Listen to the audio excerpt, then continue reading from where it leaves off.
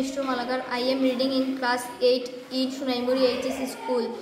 My project name is electricity generation from rainwater harvesting. যখন বৃষ্টির জল এই ছাদে পড়বে তখন এই পাইপের মাধ্যমে এই জলচক্রে পড়বে। এই জলচক্র ঘোরার ফলে শক্তি উৎপন্ন হবে এবং এই শক্তি ব্যাটারির মাধ্যমে কারেন্টে পরিণত হবে।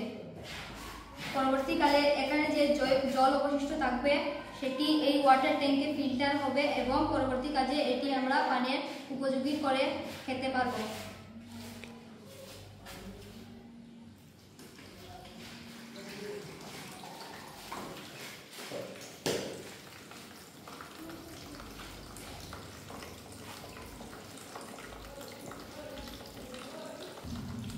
এই কারেন্ট উৎপন্ন হওয়ার পরে আমরা ঘরে লাইট লাগিয়েছি, এটি জ্বলছে